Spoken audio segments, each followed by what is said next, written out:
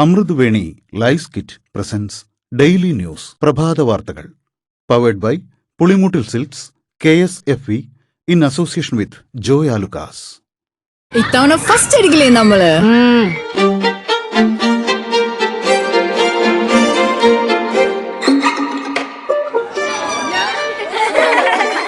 കുട്ടികൾക്കൊക്കെ പെയിൻ ശല്യം ഉണ്ടാകും. അതുകൊണ്ട് ലൈസ് കിറ്റ് ഉപയോഗിച്ച് ക്ലാസ്സിൽ വരാൻ പ്രത്യേക ശ്രദ്ധിക്കണം. ലൈസ് കിറ്റ് ലൈസ് റിമൂവർ പെയിൻ ശല്യത്തിൽ നിന്നും ഉടനടി ആശ്വാസം. നമസ്കാരം, ഞാൻ ഡെയ്സി ബിജു. ഡെയിലി ന്യൂസിന്റെ പ്രഭാത വാർത്തകളിലേക്ക് സ്വാഗതം. ഇന്ന് മെയ് 8 വെള്ളിയാഴ്ച. കേരളത്തിന്റെ മുഖ്യമന്ത്രി ആരെന്ന് തീരുമാനിക്കാനുള്ള അണിയറ നീക്കങ്ങൾ ഇനി ഡൽഹിയിൽ. കോൺഗ്രസ് അധ്യക്ഷൻ മല്ലികാർജ്ജുൻ ഖാർഗെയ്ക്ക് നിരീക്ഷകർ ഇന്ന് റിപ്പോർട്ട് നൽകും. മുഖ്യമന്ത്രി ആരെന്ന് ഞായറാഴ്ച പ്രഖ്യാപിക്കും. കോൺഗ്രസ് നിയമസഭാ കക്ഷിയിലെ MLA-മാരിൽ അധികവും തങ്ങളുടെ രാഷ്ട്രീയ ഭാവിയിൽ അധികാരമുള്ള AICC ജനറൽ സെക്രട്ടറി KC വേണുഗോപാലിനെ പിന്തുണച്ചു. എന്നാൽ ഘടകകക്ഷി നേതാക്കൾ VD സതീശനെയാണ് പിന്തുണച്ചത്. MLA-മാരുടെ പിന്തുണയാണ് പ്രധാനമെന്ന് വ്യക്തമാക്കിയ നിരീക്ഷകരായ മുകുൾ വാസ്നിക്കും അജയ് മാക്കനും ഡൽഹിക്ക് മടങ്ങി.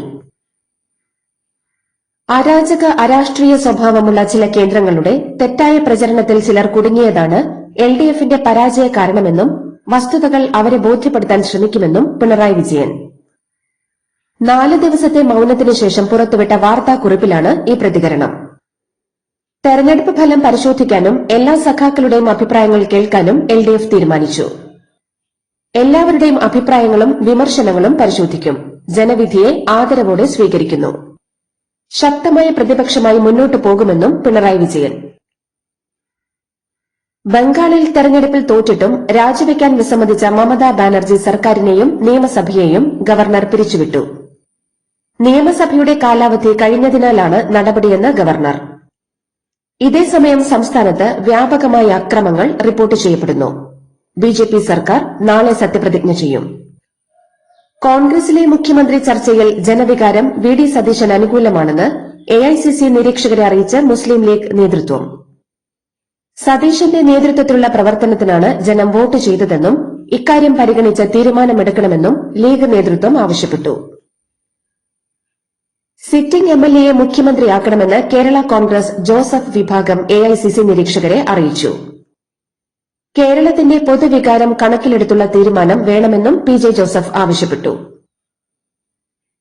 മുഖ്യമന്ത്രി സ്ഥാനത്തേക്ക് AICC general secretary KC വേണുഗോപാലിന് 50-ലേറെ MLA-മാരുടെ പിന്തുണയുണ്ടെന്ന് KPCC വക്താവ് അനിൽ ബോസ്.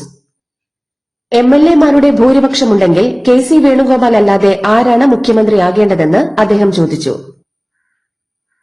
പാർട്ടി ആവശ്യപ്പെട്ടാൽ KC വേണുഗോപാലിന് മത്സരിക്കാൻ ആലപ്പുഴ മണ്ഡലത്തിലെ MLA സ്ഥാനം രാജിവെക്കാൻ തയ്യാറാണെന്ന് നിയുക്ത MLA AD തോമസ്. അഭിപ്രായം നിരീക്ഷകരോട് തുറന്നു പറഞ്ഞിട്ടുണ്ടെന്നും തോമസ്.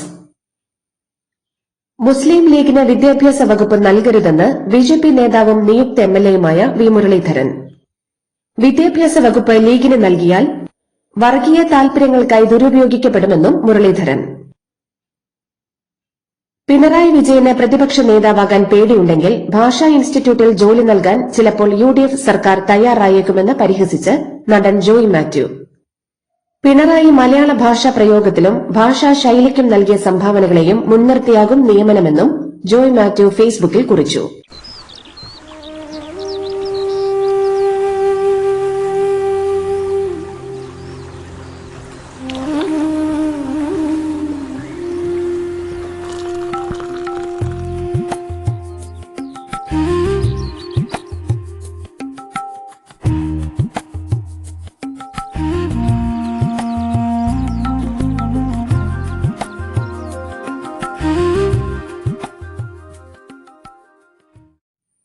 കോൺഗ്രസ് നിയമസഭാ കക്ഷിയോഗത്തിന് ഇന്ദിരാഭവനിലെത്തിയ നിയുക്ത MLA ബിന്ദു കൃഷ്ണയെ ചെറിയാൻ ഫിലിപ്പ് ആലിംഗനം ചെയ്യാൻ ശ്രമിക്കവെ ഒഴിഞ്ഞു മാറുകയും തള്ളിമാറ്റുകയും ചെയ്ത വീഡിയോ സമൂഹമാധ്യമങ്ങളിൽ വൈറലായി.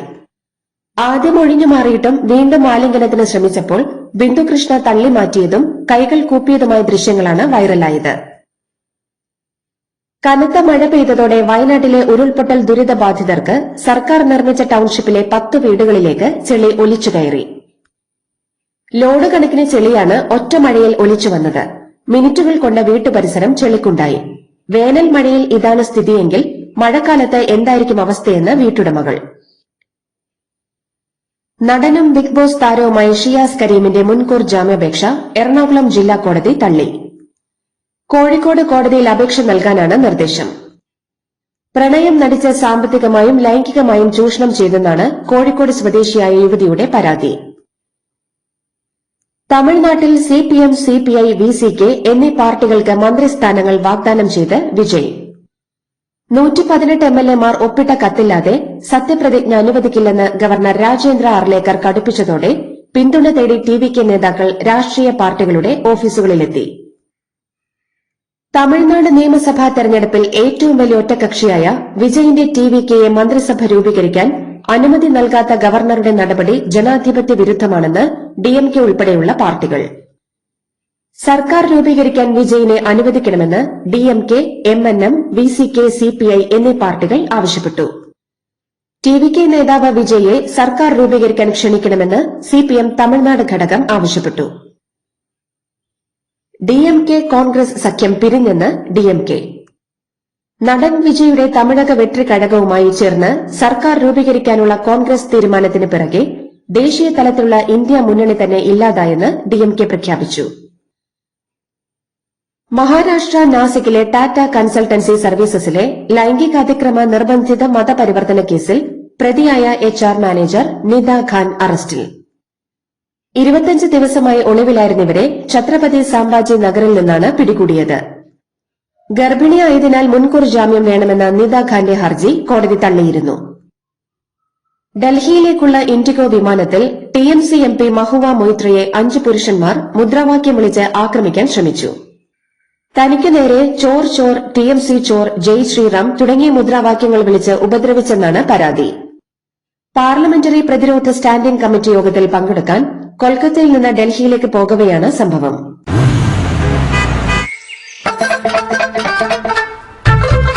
എല്ലാവർക്കും വന്നു ഡാൻഡ്രഫ്, എന്തു ചെയ്യും ചേട്ടാ?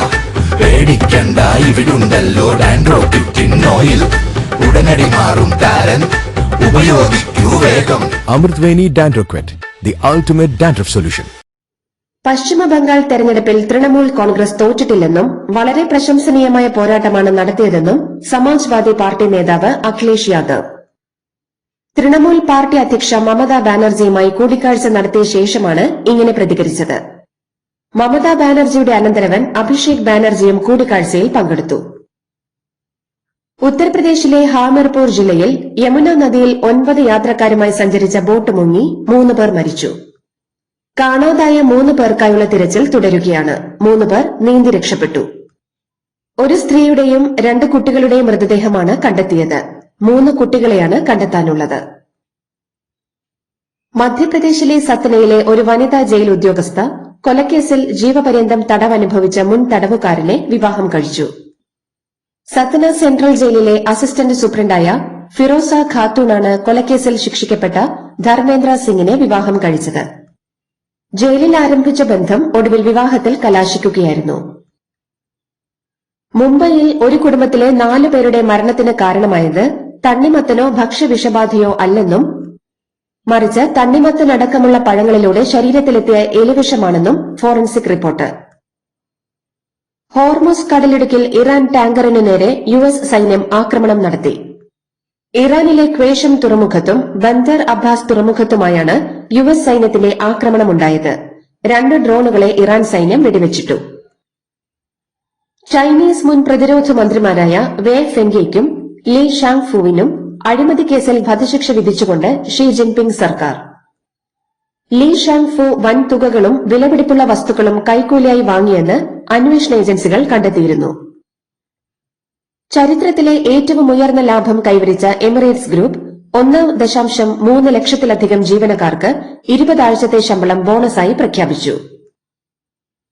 നിലവിലെ ചാമ്പ്യന്മാരായ റോയൽ ചലഞ്ചേഴ്സ് ബംഗളൂരുവിനെ 9 റൺസിന് തകർത്ത് ലക്നൌ സൂപ്പർ ജയന്റ്സ് പ്ലേ ഓഫിലെത്താനുള്ള നേരിയ സാധ്യത നിലനിർത്തി. മഴ പലവട്ടം വില്ലനായപ്പോൾ 19 ഓവർ വീതമാക്കി കുറച്ച മത്സരത്തിൽ 213 റൺസ് വിജയലക്ഷ്യം പിന്തുടർന്ന ആർസിബിക്ക് 19 ഓവറിൽ 203 റൺസെടുക്കാനേ കഴിഞ്ഞുള്ളൂ. 56 പന്തിൽ 111 റൺസെടുത്ത മിച്ചൽ മാർഷാണ് ലക്നൌവിന്റെ ടോപ്പ് സ്കോറർ. 31 പന്തിൽ 61 റൺസെടുത്ത ക്യാപ്റ്റൻ രജത് പാട്ടീദാറാണ് ആർസിബിയുടെ താരം. അവസാന ഓവറുകളിൽ തകർത്തടിച്ച ബംഗളൂരുവിന്റെ ടിം ഡേവിഡും ക്രുനാൽ പാണ്ഡെയും റൊമാരിയോ ഷെപ്പേർഡും പൊരുതി നോക്കിയെങ്കിലും 9 റൺസ് അകലെ അടിതെറ്റി വീണു. IPL ഫൈനൽ വേദി BCCI ബംഗളൂരുവിൽ നിന്ന് മാറ്റിയത് 10,000 സൌജന്യ ടിക്കറ്റുകൾ അധികമായി ആവശ്യപ്പെട്ടതിനാലാണെന്ന് റിപ്പോർട്ട്. ചട്ടപ്രകാരം സീറ്റുകളുടെ 15% ആതിഥേയ അസോസിയേഷന് സൌജന്യമായി നൽകുന്നത്. എന്നാൽ കർണാടകത്തിലെ രാഷ്ട്രീയക്കാർക്കും മറ്റുമായി 10,000 സൌജന്യ ടിക്കറ്റുകൾ കൂടി നൽകണമെന്ന് കർണാടക സ്റ്റേറ്റ് ക്രിക്കറ്റ് അസോസിയേഷൻ ആവശ്യപ്പെട്ടതാണ് വേദി മാറ്റാൻ കാരണമെന്ന് BCCI വൃത്തങ്ങൾ വ്യക്തമാക്കി. ഇതോടുകൂടി ഡെയിലി ന്യൂസിന്റെ ഇന്നത്തെ പ്രഭാത വാർത്തകൾ സമാപിക്കുന്നു. ഡെയിലി ന്യൂസിന് വേണ്ടി വാർത്തകൾ വായിച്ചത് DC Biju. Daily news live .in വാർത്തകൾ വിരൽ തുമ്പിൽ.